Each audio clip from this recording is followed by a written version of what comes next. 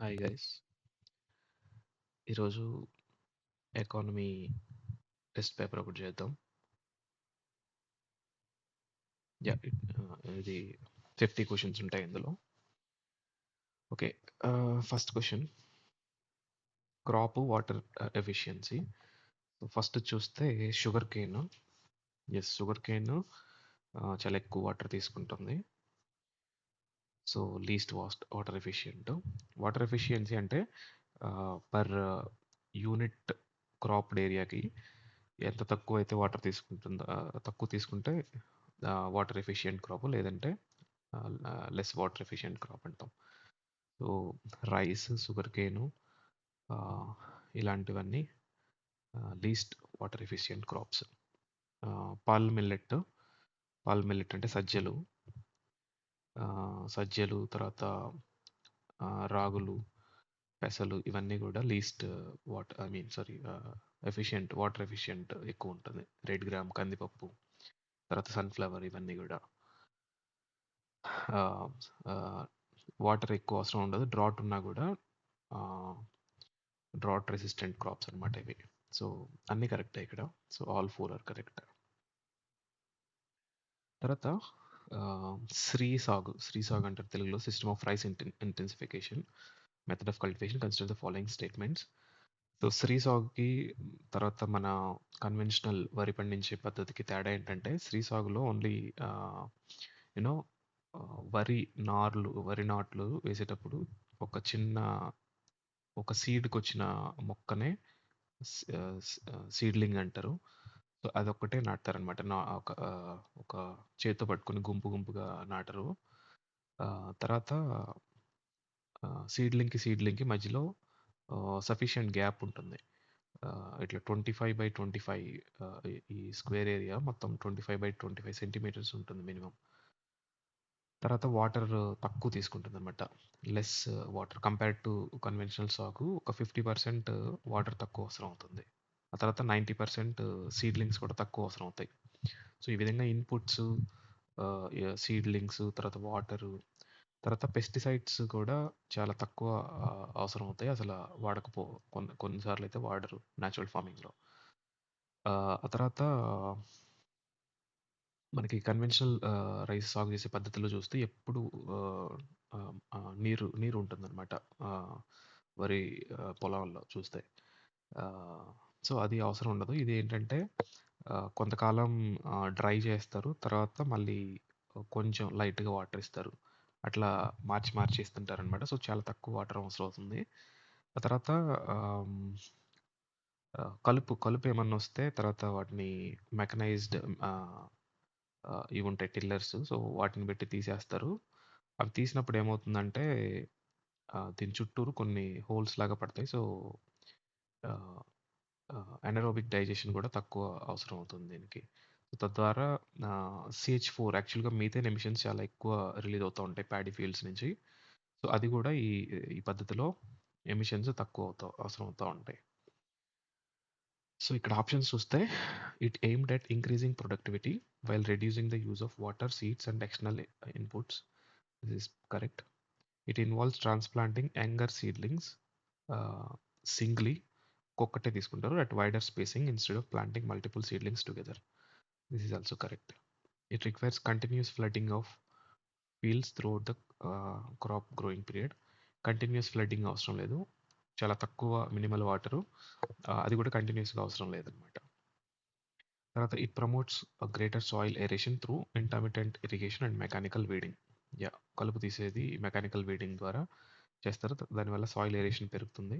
తర్వాత intermittent irrigation జరుగుతుంది అనమాట. కంటిన్యూస్గా వాటర్ ఇవన్నీ అవసరం ఉండదు. సో ఓన్లీ థర్డ్ ఒకటి రాంగ్ అవుతుంది. So only three options are correct. Third question, in the context of sustainable and eco-friendly agriculture, consider the following practices. Okay, which of the following above are considered eco-friendly agricultural practices? So ఇచ్చిన వాటిలో eco-friendly ఏమని అడుగుతున్నారు. Crop diversification is eco-friendly practice. Monoculture కాకుండా క్రాప్ని diversify చేస్తూ ఉంటే soil హెల్త్కి మంచిది. ఆ తర్వాత లెగ్యూమ్ ఇంటెన్సిఫికేషన్, ఇది కూడా eco-friendly ప్రాక్టీస్. ఏంటంటే మనకి ఈ సాయిల్లో నత్రజని చాలా అవసరం అవుతుందనమాట మొక్కలకి. సో, అది సాయిల్‌లో దొరక్క మనం బయట నుంచి ఎన్‌పికే ఫెర్టిలైజర్స్ వాడతామనమాట. లెగ్యూమ్ ఇంటెన్సిఫికేషన్ అంటే లెగ్యూమ్ క్రాప్స్ ఉంటాయి. పీస్, బంగాళదుంప ఇవన్నీ. అవన్నీ చేయడం వల్ల ఏంటంటే నత్రజని సాయిల్‌లో పెరుగుతుంది. తద్వారా మొక్కకి అవసరమైన పోషకాలన్నీ గూడా నత్రజని పోషకాలు సాయిల్ నుంచే అవసరం అవుతాయి. ఈ ఫెర్టిలైజర్స్ అవసరం ఉండదు. సో, ఇది కూడా ఒక రకమైన ఎకో ఫ్రెండ్లీ ప్రాక్టీస్ అనమాట. తర్వాత vertical farming. So, vertical farming వచ్చేసి ఇట్లా ఆహ్, ట్రాక్స్ లాగా చేస్తారు. ఇక్కడ కొంచెం మట్టి, ఇక్కడ కొంచెం మట్టి, ఇక్కడ కొంచెం మట్టి, కొంచెం వాటర్ ఇవన్నీ ఏస్తే సో, ల్యాండ్ యూసేజ్ తక్కువవుతుంది. ఎక్కడైతే కావాల్సిన ల్యాండ్ తక్కువవుతుందో మెయిన్‌గా సిటీస్‌లో గూడా చేయొచ్చనమాట. సిటీస్‌లో కూడా ఇలాంటి రకమైన పంటలు పండించొచ్చు. సో, ఇట్లా చేసినప్పుడు ఏమైతుందంటే ట్రాన్స్‌పోర్టేషన్ కూడా అవసరం ఉండదు. సో, పండించిన ప్లేస్ నుంచి సిటీస్‌కి ట్రాన్స్‌పోర్టేషన్ అవసరం ఉండదు. డైరెక్ట్‌గా సిటీస్ దగ్గరలోనే పండిస్తారు కాబట్టి. ఆ తర్వాత ఇంకేమిచ్చాడు? నేచురల్ ఫార్మింగ్ ఇది ఎలాగో eco friendly practice. So, all 1, 2, 3, 4 are considered naturally agriculturally friendly practices అనమాట. తర్వాత ఎంఎస్‌పి గురించి consider the following statements. Government of India announces MSPs for 22 agricultural crops based on the recommendations of the Cabinet Committee on Economic Affairs.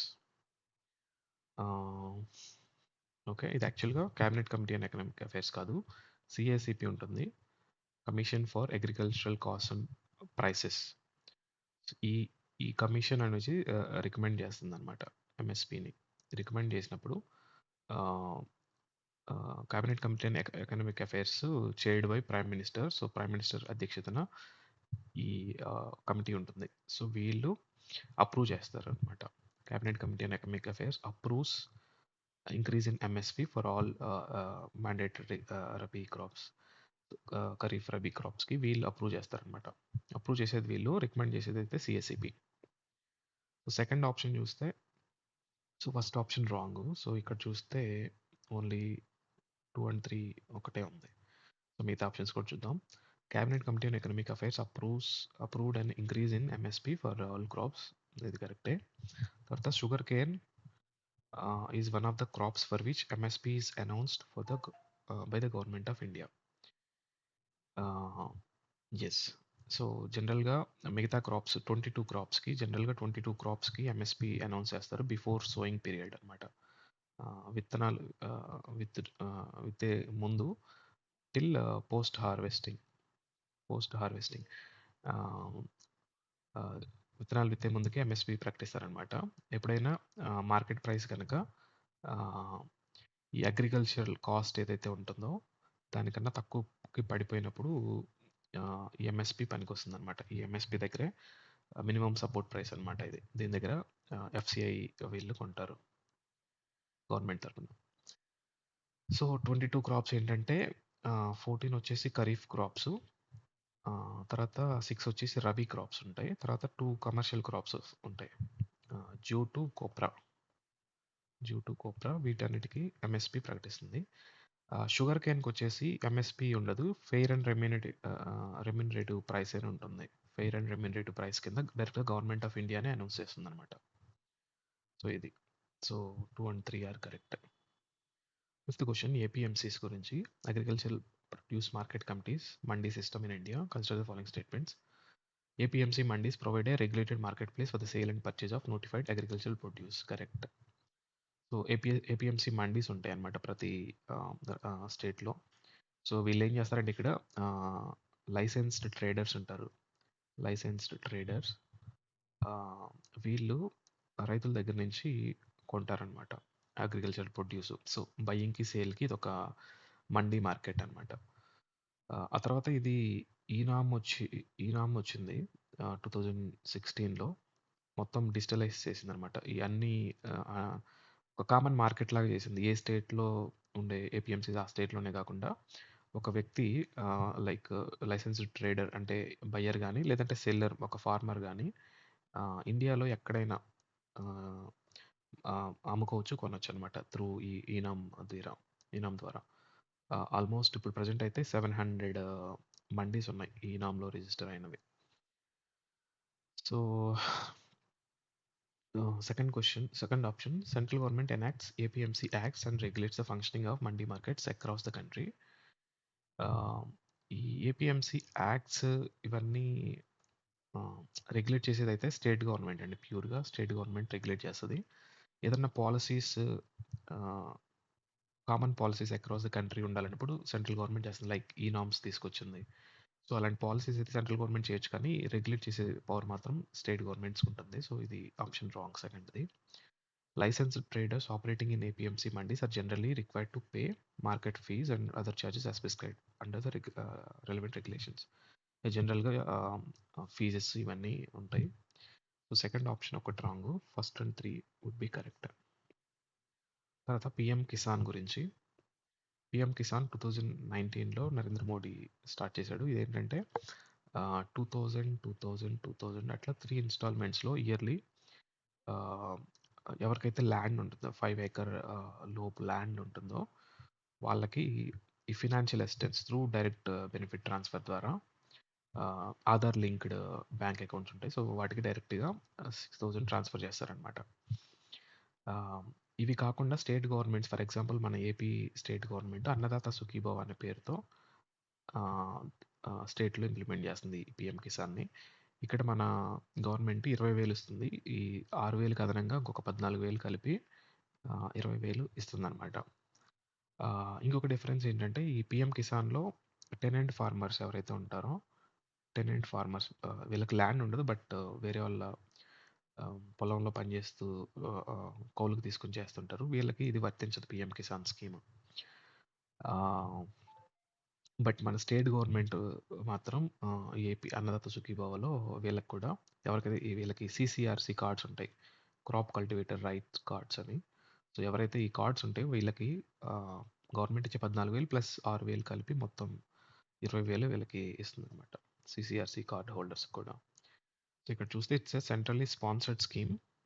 Centrally sponsored scheme కాదు, ఇది డైరెక్ట్గా central sector scheme అనొచ్చు. Central sector scheme. So ఎందుకంటే ఇందులో state government share ఏముండదు, ఇది voluntary యాక్చువల్గా.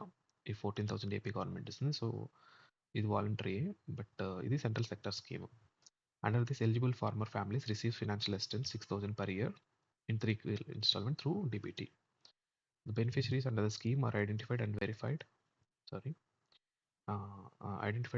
by the state governments. This is true. The scheme provides benefits to all rural households with respect to the land ownership. This is wrong.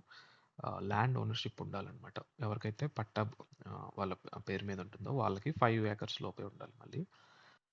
So first wrong. So 2, 3 correct. తర్వాత ప్రధానమంత్రి ఫసల్ బీమా Yojana.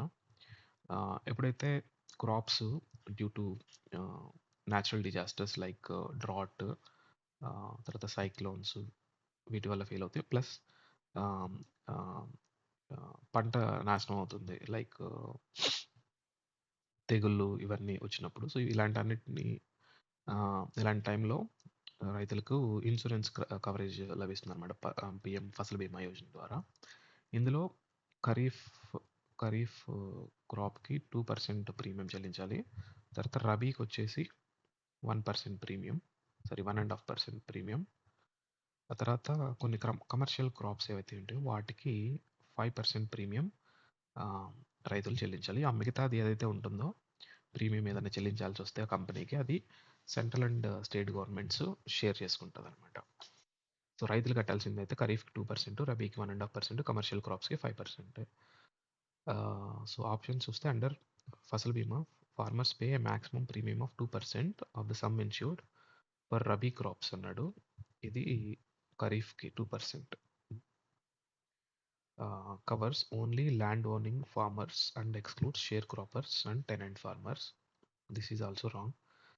Only land ఓనర్స్కే కాదు, ఈ share క్రాపర్స్కి, tenant farmers ఎవరైతే just వీళ్ళకి ఏంటంటే ఈ ప్రీమియం అయితే చెల్లించాలి వీళ్ళ పేరు మీద.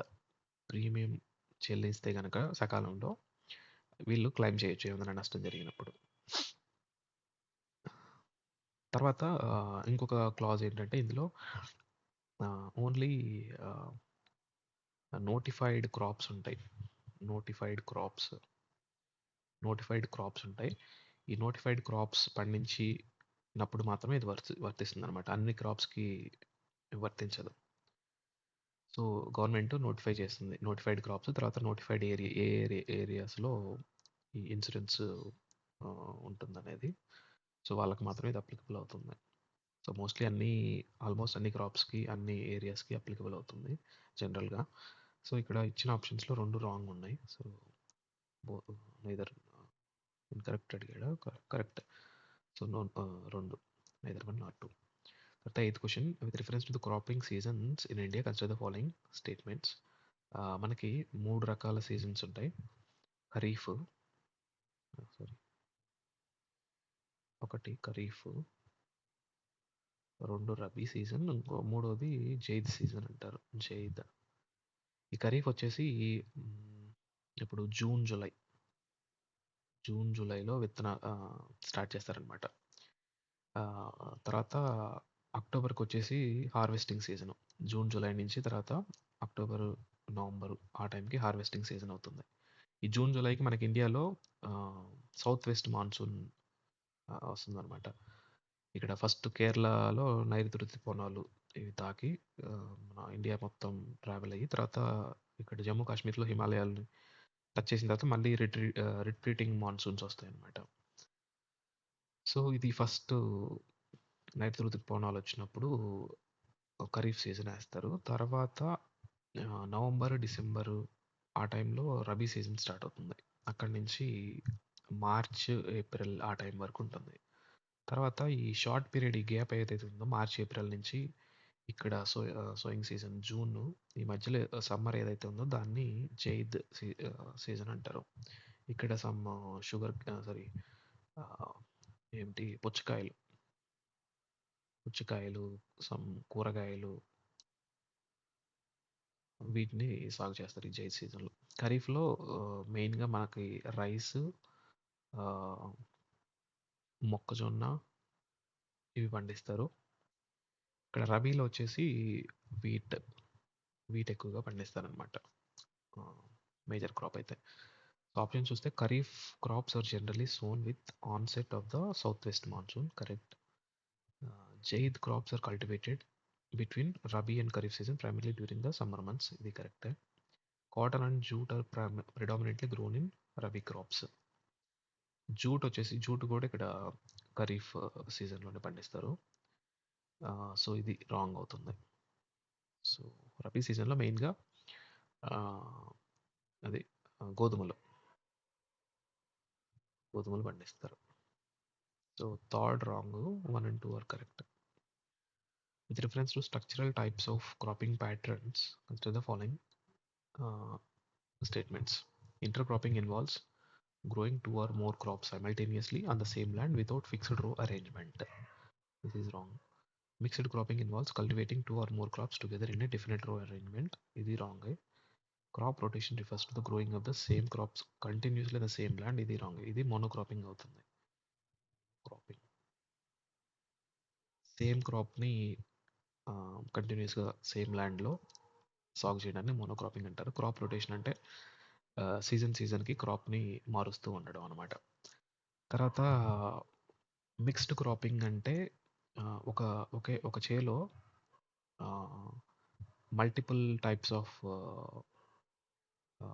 సాగు చేయడాన్ని మిక్స్డ్ క్రాపింగ్ అంటారు. జనరల్‌గా ఇక్కడ లైన్స్ ఉంటాయి కదా! ఈ లైన్స్‌లో కూడా ఆహ్, ఒకటే సాగు ఉండదు మిక్స్డ్ క్రాపింగ్‌లో. ఇక్కడొకటుంటుంది, ఇక్కడొకటుంటుంది, ఇక్కడొకటుంటుంది. అట్లానే అది మిక్స్డ్ క్రాపింగ్.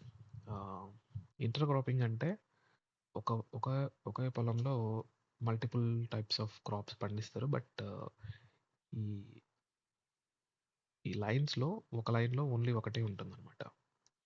ఇక్కడ ఒక పంటుంటే ఇక్కడొక ఇదే పంటుంటుంది. కొంచెం గ్యాప్ తర్వాత ఇక్కడ వేరే పంటుండొచ్చు. సో, అది intercropping. So, on the same land without a fixed row arrangement. So, ఇది ఫిక్స్డ్ ఉంటుందనమాట. విత్ ఫిక్స్డ్ రో అరేంజ్‌మెంట్ ఉంటుంది. అది మిక్స్డ్ క్రాపింగ్‌లో ఉండదు. సో, అది దీనికి answer. So, which of the following are incorrect అంటే 3 ఇన్‌కరెక్ట్. కిసాన్ క్రెడిట్ కార్డ్స్ గురించి. Consider the following statements.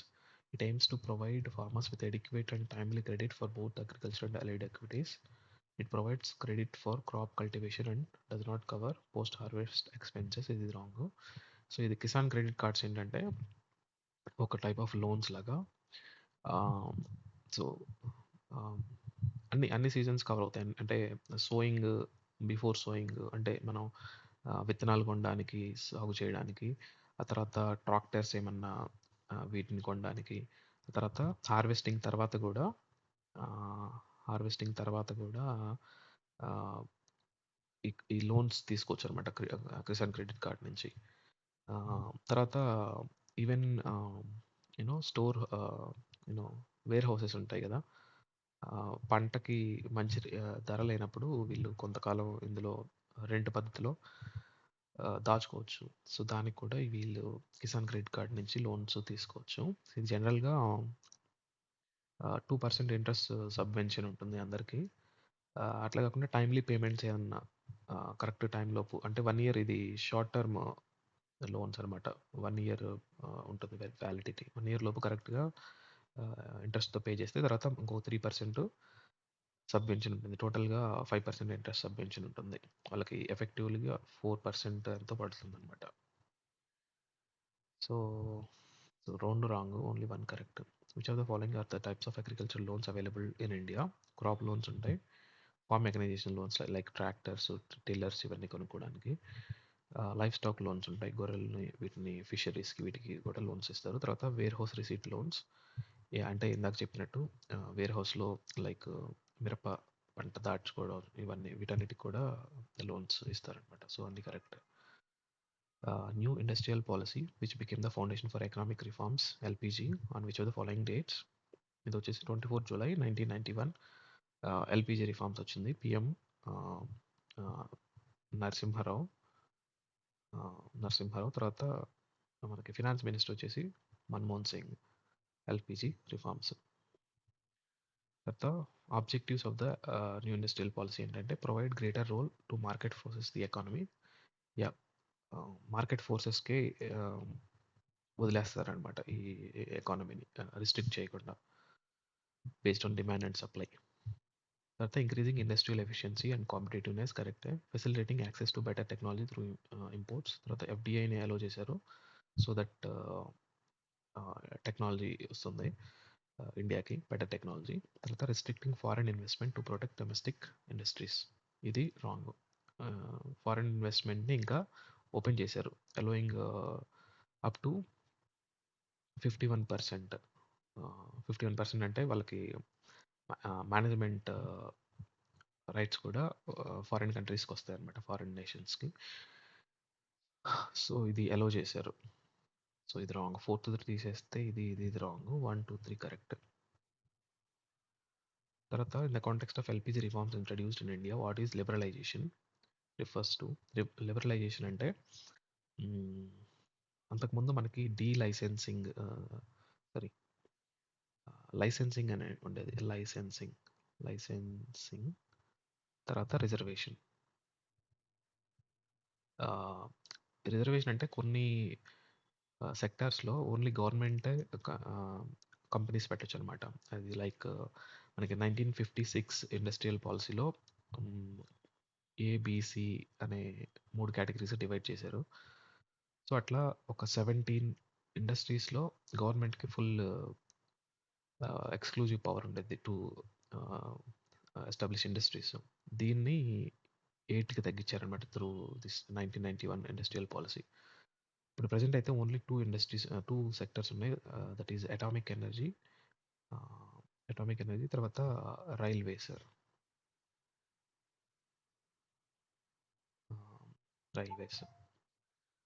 So licensing అంటే ఏ కంపెనీ పెట్టాలన్నా గవర్నమెంట్ ద్వారా లైసెన్స్ తీసుకోవాల్సి వచ్చింది. దాన్ని లైసెన్స్ రాదంటారు. సో ఈ రెండింటిని తీసేశారనమాట. ఇక్కడ చూస్తే reduction in government control and restrictions on the economy, ఇది కరెక్ట్ అవుతుంది ఇక్కడ. తర్వాత which of the following industries are included in the 8 core industries of India? మనకి ఇండెక్స్ ఆఫ్ ఇండస్ట్రియల్ ప్రొడక్షన్ అని ఉంటుంది. సో ఇది ఇండస్ట్రియల్ ప్రొడక్షన్ గురించి మనకు తెలిసే ఇండెక్స్ అనమాట. ఇయర్ ఆన్ ఇయర్ ఎంత గ్రోత్ ఉంది అనేది. సో, ఇందులో 8 కోర్ ఇండస్ట్రీస్ ఉంటాయి. Which constitute 40% weightage of IIP. Okay.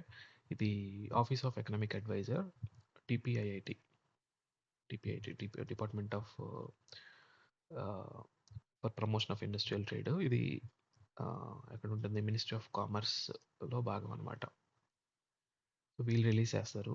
So, ఇందులో 8 ఇండస్ట్రీస్ ఉంటాయి. ఒకటొచ్చేసి petroleum and refinery products, electricity, coal, steel, coal, ఆ తర్వాత సిమెంటు, ఫెర్టిలైజర్సు, తర్వాత క్రూడ్ ఆయిల్ ఇలా ఉంటాయి. బట్ రీసెంట్‌గా యాక్చువల్‌గా ఇది ఇంపార్టెంట్ అండి. ఇది నాకు తెలిసి ఈసారి క్వెషన్ రావడానికి అవకాశం ఉంది. దీని బేస్ ఇయర్ వచ్చేసి 2011, 12. అయితే ఇక్కడ చాలా చేంజెస్ జరిగినాయి రీసెంట్‌గా. మనకి అన్ని ఇండెక్సెస్‌లో లైక్ జీడీపీ కాలిక్యులేషను, ఆహ్, తర్వాత ఇన్‌ఫ్లేషన్ కాలిక్యులేట్ చేసే అన్ని ఇండెక్సెస్‌లో వాటిని బేస్ ఇయర్స్ చేంజ్ చేస్తూ చాలా రిఫార్మ్స్ తీసుకొచ్చారు. అట్లానే ఈ ఇండెక్స్ ఆఫ్ ఇండస్ట్రీస్ 8 కోర్ ఇండస్ట్రీస్‌లో కూడా ఒక కొత్త ఇండస్ట్రీ యాడ్ అయింది. అది ఐరన్ ఓర్ అనమాట. Iron ore.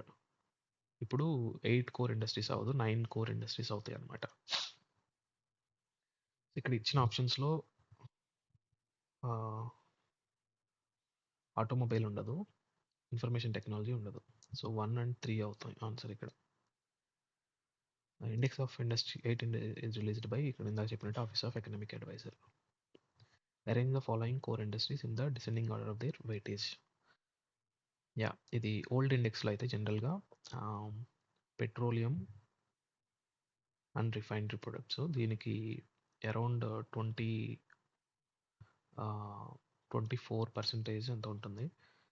తర్వాత ఎలక్ట్రిసిటీ ఉంటుంది.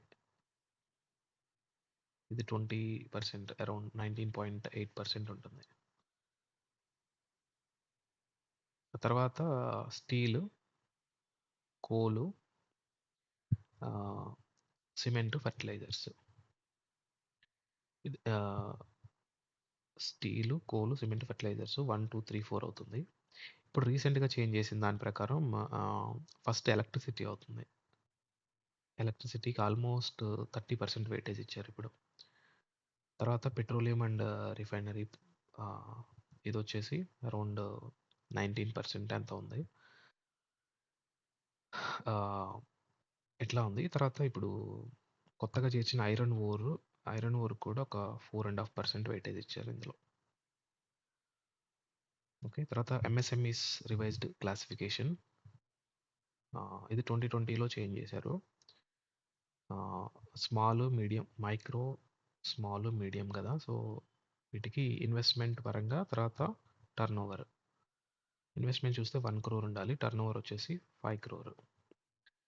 Investment 10 crore, turnover 50 crore. ఇక్కడ ఇన్వెస్ట్‌మెంట్ 50 క్రోర్, టర్నోవర్ 250 క్రోర్. ఇది క్లాసిఫికేషన్. తర్వాత ఈ 250, ఈ 50 దీన్ని దాటితే లార్జ్ ఎంటర్‌ప్రైజెస్ అనేవాళ్ళు. Which are the following? Medium అడిగాడు కాబట్టి ఇది 50, 250 ఇది ఆన్సరు. యాక్చువల్‌గా దీని క్లాసిఫికేషన్ కూడా మార్చారు రీసెంట్‌గా. 2026లో అమెండ్మెంట్ జరిగింది. ఇప్పుడేంటంటే ఇంటూ 2.5 చేశారు ఆల్మోస్ట్. లైక్ స్మాల్ వచ్చేసి 2.5 క్రోర్, టర్నోవర్ వచ్చేసి 10 క్రోర్. మీడియం స్మాల్ వచ్చేసి 25 క్రోర్, టర్నోవర్ వచ్చేసి 125 క్రోర్. ఇది మీడియం వచ్చేసి సారీ మీడియం వచ్చేసి 125 క్రోర్. సారీ ఇక్కడ 100 క్రోర్ అవుతుంది. టర్నోవర్ వచ్చేసి 100 క్రోర్. ఇక్కడ 125 క్రోర్. ఇది వచ్చేసి 500 క్రోర్. వీటి పైన ఉన్నవన్నీ లార్జ్. తర్వాత ఐపీఆర్ గురించి పేటెంట్. ఐపీఆర్లో ఏమేమి వస్తాయి అంటే పేటెంట్స్, కాపీ రైట్స్, తర్వాత ట్రేడ్ మార్క్స్, తర్వాత జియోగ్రాఫికల్ ఐడెంటిఫికేషన్, తర్వాత ఇండస్ట్రియల్ డిజైన్స్ కూడా వస్తాయి. వీటన్నిటిని ఐపీఆర్ కిందకి వస్తాయి అన్నమాట. Patent grants exclusive rights over an invention for a limited period. ఇన్వెన్షన్కి పేటెంట్స్ అనమాట. కరెక్టే. తర్వాత కాపీరైట్స్ ఇండస్ట్రియల్ ప్రాసెస్‌కి కాదు. కాపీరైట్స్ వచ్చేసి ఆహ్, క్రియేటివిటీ లైక్ రైటింగ్స్, బుక్స్ వీటి కోసం కాపీరైట్స్. తర్వాత ట్రేడ్ మార్క్స్ వచ్చేసి ఇండస్ట్రియల్ డిజైన్స్ కోసం అనమాట. ఇండస్ట్రియల్ ప్రాసెస్ వీటి మీద ఈజీగా లోగోస్, ఒక కంపెనీ యొక్క లోగో, ఐడియా, తర్వాత కింద క్యాప్షన్ ఇలాంటి వాటికి ట్రేడ్ మార్క్స్ ఉంటాయి. సో ఇక్కడ సెకండ్ రాంగ్, 1 అండ్ 3 కరెక్ట్. తర్వాత నిమ్స్ గురించి నేషనల్ ఇన్వెస్ట్మెంట్ మ్యానుఫ్యాక్చరింగ్ జోన్స్ ఇవి ఆ, ఎప్పుడు ఫామ్ అయినాయి అంటే నేషనల్ మ్యానుఫ్యాక్చరింగ్ పాలసీ 2011 ద్వారా ఫామ్ అయినాయి. సో ఇది రాంగ్ అవుతుంది. So the objective is to promote manufacturing growth and generate employment, ఇది కరెక్టే. Each NIMZ is propose to have a minimum area of 5000 hectares, కరెక్టే. NIMZ are managed entirely by central government without any role for the state governments. State governments role ఉంటుంది. వీటిని manage చేసేది land acquisition వీటన్నిటి కూడా state గవర్నమెంట్సే చేస్తాయి. So బేసిక్గా ఇది 2011 పాలసీలో నేషనల్ మ్యానుఫ్యాక్చరింగ్ పాలసీ. దాని ఉద్దేశం ఏంటంటే జీడిపి యొక్క పర్సంటేజ్, జీడిపిలో మ్యానుఫ్యాక్చరింగ్ పర్సంటేజ్ 25% పెంచాలి. ఆ తర్వాత జాబ్ క్రియేషన్ అనమాట. 100 మిలియన్ జాబ్స్ అంటే ఆల్మోస్ట్ 10 crore జాబ్స్ క్రియేట్ చేయాలనేది దీని యొక్క policy.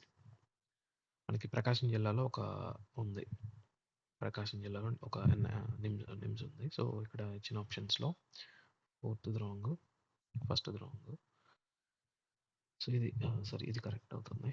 According to world bank సీజ్ హౌస్ డూయింగ్ రీజన్ 2019లో ఎంత అన్నాడు, 63. ఇది యాక్చువల్గా ఇది డిస్కంటిన్యూ చేసింది 2021లో వరల్డ్ బ్యాంక్. ఆ తర్వాత బీ రెడీ ఇండెక్స్ అని వస్తుంది 2026లో ఫస్ట్ రిపోర్ట్, కాంప్రహెన్సివ్ రిపోర్ట్ రాబోతుంది. సో అది వెయిట్ చేయాలి. తర్వాత biopharma Shakti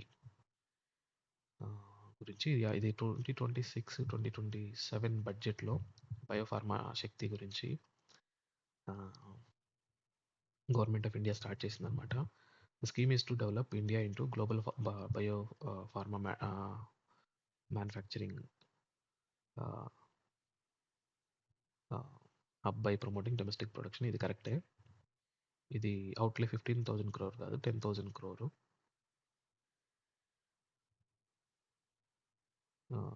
Scheme proposes the establishment a network of more than 1,000 accredited clinical trials, ఇది కరెక్టే. సో సెకండ్ ఇది రాంగ్.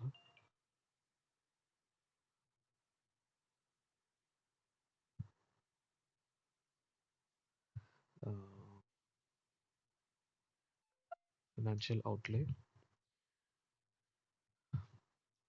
సో ఇదేంటంటే ఒక నెక్స్ట్ 5 yearsకి ఇండియాని ఒక జనరిక్ డ్రగ్స్ సప్లయర్ నుంచి ఒక గ్లోబల్ మ్యానుఫ్యాక్చరింగ్ హబ్గా మార్చడానికి ఇది ఒక తీసుకొచ్చిన ఇదనమాట. ఎన్సిడీస్ ఉంటాయి మనకి, non communicable diseases like cancer, diabetes, వీటిల్లో ఆర్ఎండిని పెంపొందించడానికి, తర్వాత సొంతగా డొమెస్టిక్ మ్యానుఫ్యాక్చరింగ్ డ్రగ్స్ చేయడానికి ఇది తీసుకొచ్చింది. ఇందులో ఏంటంటే ఒక కంట్రీ వైడ్గా ఒక 10,000 క్లినికల్ ట్రయల్ సైట్స్ని తీసుకురావడం, తర్వాత ఒక 3 national institute of pharmaceutical entrepreneurship and research సెంటర్స్ని కొత్తగా తీసుకురావాలి. ఒక 3, ఆల్రెడీ 7 ఉన్నాయి, కొత్తగా 3, టోటల్ 10 అవుతాయి. సో ఇవి దీనిలో పెట్టింది. తర్వాత ఆరెంజ్ ఎకానమీ అంటే ఏంటన్నాడు, industries that transform ideas into creative, ఇది కంటెంట్ క్రియేషన్, తర్వాత songs, audio, video, visuals, gamings, ఇవన్నీ కూడా క్రియేటివ్ ఎకానమీ. తర్వాత